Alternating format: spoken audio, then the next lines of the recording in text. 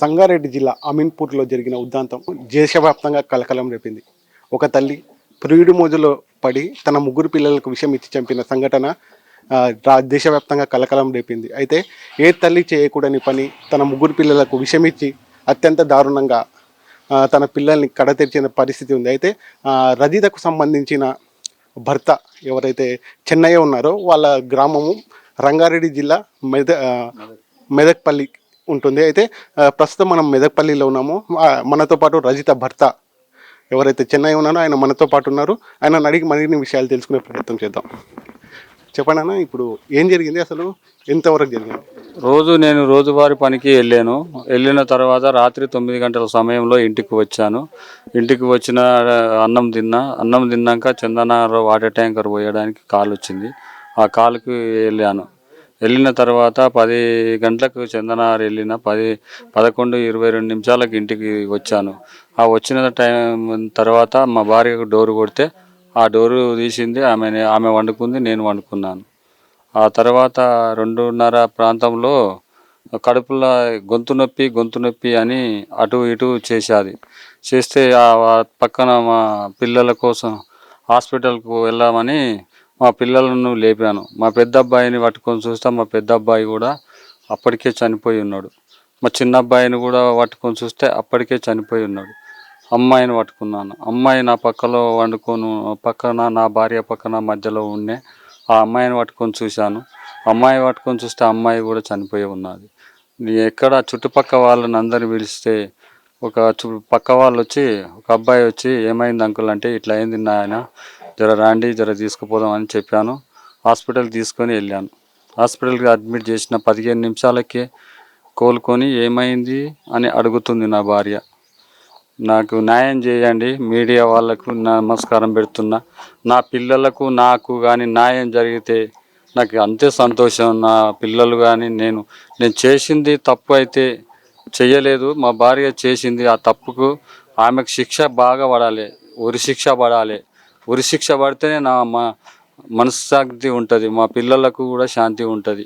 అయితే ఇప్పుడు ఏదైతే సంఘటన జరగకంటే ముందు ఇలా మీ ఆవిడలో మన ప్రవర్తన కనిపించేదా? తప్పు చేసే ప్రవర్తన ఏమైనా కనిపించేదా? ఇప్పుడు ఏమైనా గమనించిండ్రా మీరు? మా ఆవిడ 2013లో పెళ్లి అయింది. 13 పెళ్లి అయిన తర్వాత మేము అంతా బాగానే ఉన్నాం. 13 సంవత్సరాల జీవితంలో ఆడు శివకుమార్ అని 10th క్లాసు డెత్ అది దాని గురించి ఆ శివకుమార్ గారు ఆడు పోయిన తర్వాత శివకుమార్ గారు పరిచయం అయ్యిండని నా పిల్లలను కూడా ఓయిలతో పడితే ఏదానితో పడితే కొడుతుండేది. కానీ స్కూల్కి పోయి వస్తుంది, చిరాకు పడుతుందేమోలే అని అనుకున్నాను. నాకు ఒకసారి అనుమానం వచ్చింది, అడిగితే మా స్కూల్ ప్రిన్సిపాల్, మా స్కూలు టీచరు, మా స్కూలు వాళ్ళే అని చెప్తుండేది. కోపం వచ్చి ఆ స్కూల్ వాళ్ళతోనే మాట్లాడితే ఇక్కడదే అనేటలకు ఫోన్ కట్ చేసి పెట్టేది. అప్పుడు ఒకసారి డౌట్ వచ్చింది నాకు. మళ్ళీ తర్వాత ఈమె మామూలుగా యథాస్థితిగా స్కూల్కి వెళ్తుంది. ఈ 10వ తారీఖు నాడు 27 తారీఖు నైటు ఈ సంఘటన చేసింది. అయితే ఇప్పుడు గెట్ టుగెదర్ జరగక ముందు ఎలా ఉండేది, జరిగిన తర్వాత ఆమెలో మార్పు ఏం మార్పు వచ్చింది? అంటే గెట్ టుగెదర్ జరగక ముందు మీతో మంచిగానే ఉండేదా? గెట్ టుగెదర్ జరిగిన తర్వాత ఎలా ఉంటుంది పరిస్థితి? గెట్ టుగెదర్ జరగక ముందుకు చాలా బాగుండేది. 13 సంవత్సరాల జీవితం అంతా ఉంటే గెట్ టుగెదర్ ఎప్పుడైతే జరిగిందో ఆ శివకుమార్ గారు ఇంటర్వ్యూ ఎప్పుడైందో ఆ ఇంటర్వ్యూ అయిన ఆ శివకుమార్ గారు ఏం చెప్పాడో ఆ శివకుమార్ గారి మాటలు విని నా భార్య నా పిల్లలను నన్ను కూడా చంపడానికి ప్రయత్నం చేసేది. అయితే ఆ రోజు ఏదైతే పెరుగులో పెరుగన్నంలో విషం కలిపింది, అది మీరు కూడా తినాల్సింది, తినకుండా పోయినరు అన్న తెలిసింది. దాని తర్వాత మీ ఇంట పడ్డదంట, అది ఎంతవరకు నిజమా? నిజం సార్. అది పెరుగన్నము నేను తినలే, నైట్ డ్యూటీ ఉంది, ఒక ట్రిప్ ఉందని నేను తినలేదు. నేను పప్పన్నం తీసుకొచ్చి పెట్టేది. పప్పన్నం తిని ఒక 10 నిమిషాలు ఇంట్లో ఉండి తర్వాత లేచి ట్యాంకర్ తీసుకొని బయలుదేరాను. ఆ తర్వాత నా ఎంబడించిందంట, కానీ సీసీ కెమెరాలో సాక్ష్యాధారాలు తీసుకోవచ్చు.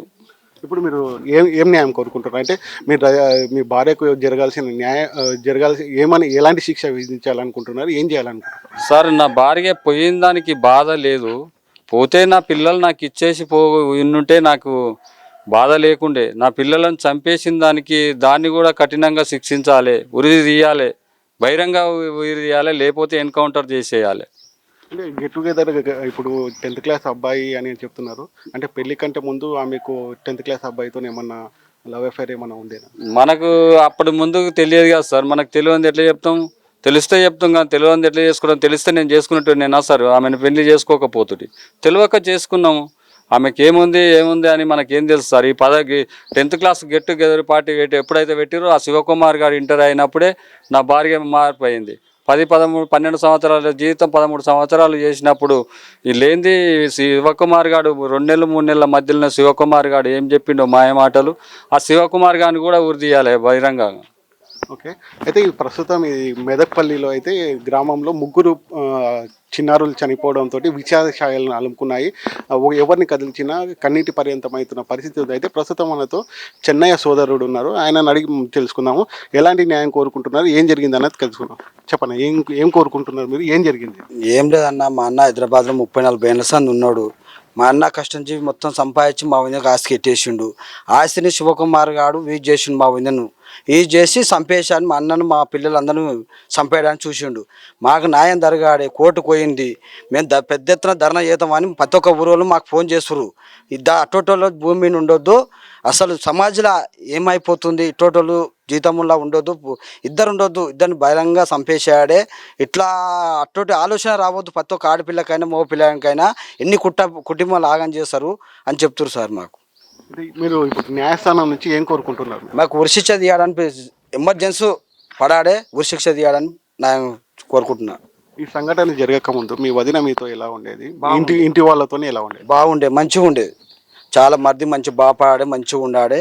మీరు ఎలాంటి మంచిగా ఉండి సంసారం బాగుపడించుకోవాలి అని మంచి బాగానే చెప్పేది సార్ మాకు. అయితే ఈ సంఘటన జరిగిన తర్వాతనే ఇలా మారిందంట. ఈ గెట్ టుగెదర్ జరిగిన తర్వాత మా వాళ్ళు హైదరాబాద్ ఉంటారు. మా అన్నకి ఇట్లా ఒక దగ్గర మేము ఊళ్ళో ఉంటాం, మా అన్న హైదరాబాద్ ఉంటాడు. ఇట్లా జరిగే కారణం మా అన్నకు 2 నెలలు 3 నెలల మధ్యనే ఇట్లా అవుతుందని మాకు ఫోన్ చేశాడు. ఫోన్ చేస్తే అన్న ఇంకా అంటే కామన్ మేమన్నది స్కూల్కు పోతుంటే నన్ను స్కూల్ టీచర్లతో మాట్లాడుతుంటే అనుమానిస్తావా అన్న ఇట్లా ఆలోచనలా చెప్పేసారు. చెప్పే వరకు మేము ఇంకా మా అన్న కొంచెం ఇట్లా అరే అవుతానికి అనుమానం పియొద్దని చెప్పి అది చేసింది సార్.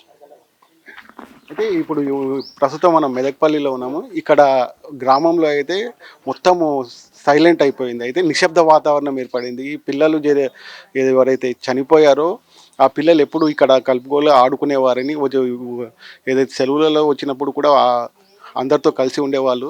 అవి ప్రస్తుతం వాళ్ళందరూ కన్నీటి పర్యంతం అవుతున్నారు. గ్రామస్తులు కూడా మనతో ఉన్నారు, వాళ్ళతో కూడా అడిగి తెలుసుకుందాం. చెప్పండి అమ్మాయి, ఏమనుకుంటున్నారు ఇప్పుడు? తలకొండపల్లి మండలం రంగారెడ్డి జిల్లాలో ఇలాంటి ఘోరమైన కడుపు కోత కోసిందా? 3 పిల్లలు, ఒక్క పిల్ల చనిపోయకుండా అందరిని వేసింది. దాన్ని ఉరిశిక్ష ఇవ్వాలి. అల్లారు ముద్దుగా కడుపులా పిల్లలు లేక ఎంతో సంపదానం సంపాదించుకొని కష్టం చేసుకొని పిల్లలు ఎట్లయితారని చేస్తున్నాం. అది 3 పిల్లల విషం పోసి దానికి లవర్ కావాలన్నా, 3 పిల్లలు అయినాక దానికి లవర్ కావాలన్నా. భర్త లేడా? భర్త లేకుండా చేయవలసి వచ్చినుండే, ఇడిచిపెట్టిపోయినుండే. లేకపోతే నీకు నచ్చలేదని పోతుండే, లేకపోతే ఒక లెటర్ రాసి వాడబెట్టి నాకు నచ్చలేదని వెళ్ళిపోతుండే. ఇలా చేసేది ఘోరమైన పని రంగారెడ్డి జిల్లాలో. దాన్ని మాత్రం ఉరిశిక్ష తీయాలి. దాని ముఖంగా అనిపిస్తే ఐసీడ్ పోసి చంపాలి. దాన్ని ఉరిశిక్ష తీయాలి, కనపడొద్దు. పోలీసులు కూడా అటువంటి చర్య తీసుకొని దాన్ని ఐసీడ్ పోసి చంపాలి. బయటికి వెళ్ళనియొద్దు, దాని పిల్లలతో సహా చంపాలి. మాకు అంత ఘోరంగా వేసిపోయింది. ఇంకో ఆడపిల్ల వేయొద్దు ఇట్లా. ఎవడే కానీ భర్త ఉండంగా ఏడే మిత్రులతోని చేయకూడదు ఈ పని. ఇలాంటి పని చేయొద్దు. పిల్లలను వదిలిపెట్టిపోవాల్సింది కానీ ఇలాంటి పని ఎక్కడ చేయకూడదు. ఏ అమ్మాయి అయినా పక్క వాళ్ళతోటి సంసారం చేసుకొని బతకాలి. కానీ ఆమెకు అన్ని ఆస్తులు పాస్తులు అన్నీ తెచ్చిపెట్టినాక పరాయాలతోటి 10th క్లాస్ అబ్బాయితోటి గడపాలని చూసింది ఆమె. అప్పుడే పిల్లల్ని ఇచ్చిపెట్టి లెటర్ రాసి నాకు వద్దు, నువ్వు నాకు నచ్చలేదని పోతుంటే ఆయన ఏమన్నా అన్నా వారిని చంపాలని కూడా చేసింది. అది వద్దు, దాని మీద ఐసీడ్ చల్లవలసింది. అదే రోజు నైటు పన్నప్పుడు ఆయనకు తెలియకుండా వన్నాడు, అన్నకు తెలియకుండా వన్నప్పుడు దాని మీద ఐసీడ్ వస్తే అదే తలటీలు పిల్లలతో చచ్చిపోయి 2 చచ్చినా బాధ లేకపో.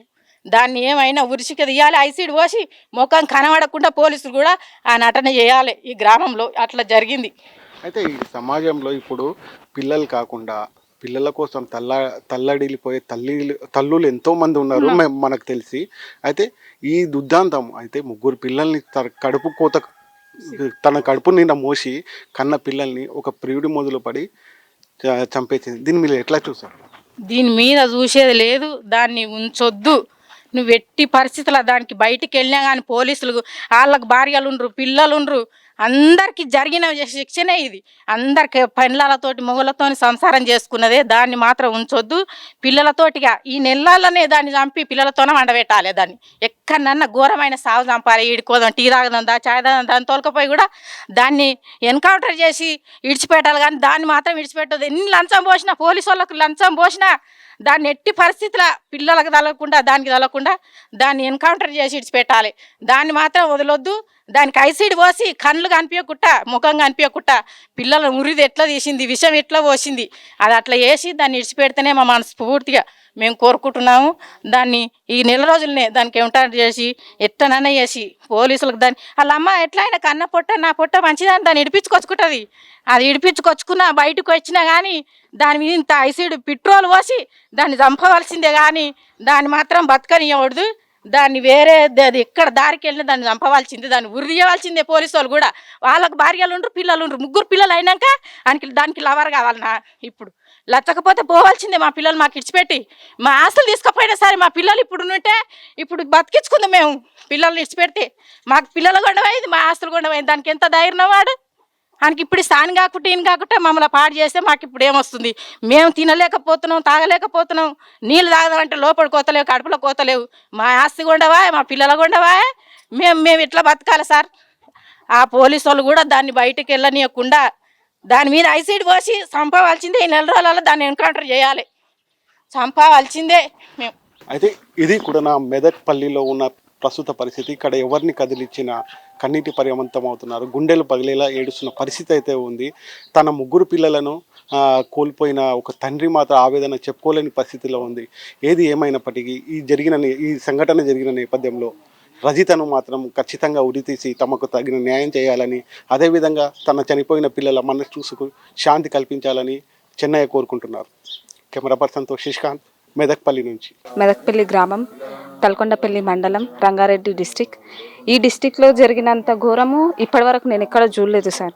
ప్రియుడు మోజులో పడి పిల్లలను తన కన్న పేగు చించుకొని పుట్టిన పిల్లల్ని ఇంత కిరాతకంగా, అది కూడా టవాల్తో గొంతు నులిమి మూతి మూసి చంపిందంటే ఎంత అల్లాడిపోయి ఉంటారు పిల్లలు, ఎంత కొట్టుకొని ఉంటారు. ఈ మీడియా నుంచి చూస్తున్నారు కదా ప్రతి ఒక్క ప్రజలు. ఒక్క నిమిషము మూతి మూసుకొని చూడండి. ఆ పిల్లలు పడిన నరక యాతన మీ కళ్ళ ముందు కనిపిస్తుంది. ఎంత నరకంగా ఒక్క నిమిషంలో చనిపోలేరు కదా సార్ పిల్లలు. ఎన్ని నిమిషాల్లో చనిపోయి ఉంటారు. ఒక్క నిమిషమే మనం పెట్టుకుందాము.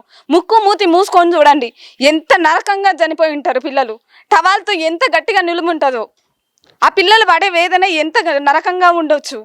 కేంద్ర ప్రభుత్వం, రాష్ట్ర ప్రభుత్వం మా పిల్లలకు, మా బావకు, మా కుటుంబానికి ఖచ్చితంగా న్యాయం జరగాలి. న్యాయం కూడా మాకు జరగలేదంటే రాష్ట్ర రోకో చేస్తాము, ధర్నాలు చేస్తాం, భారీ ఎత్తున ఇది విస్ఫోటనం చెందేలా చేస్తాము. అంతకు మించి మాకు ఇట్లాంటి న్యాయం కోరాలి. న్యాయం కోసమే మేము పోరాడుతున్నాం. ఈ న్యాయం మాకు జరగకపోతే ఇట్లాంటి ఖచ్చితంగా చేస్తాము. ఖచ్చితంగా ఈ తలకొండపల్లి మండలం, హైదరాబాద్, అమీన్పూర్లో ఉన్నటువంటి ప్రజలు కూడా అందరూ మాకు సహకరిస్తారు. ఎందుకంటే ఆమె నడవడిక ఎలాంటిది, మా బావగారి నడవడిక ఎలాంటిది ప్రతి ఒక్కరికి తెలిసి ఉంది అక్కడ ఉన్న ప్రజలకి. సో మాకు కావాల్సింది న్యాయము. తనని బహిరంగ ఉరిదన్న తీయాలి, లేదంటే ఎన్కౌంటర్ అన్న చేయాలి. ఇది మాత్రం ఖచ్చితంగా జరగాలి. అలా జరిగితేనే ఆ పిల్లల యొక్క మనసుకి శాంతి కలుగుతుంది, వాళ్ళ ఆత్మకి మనశ్శాంతిగా ఉంటుంది.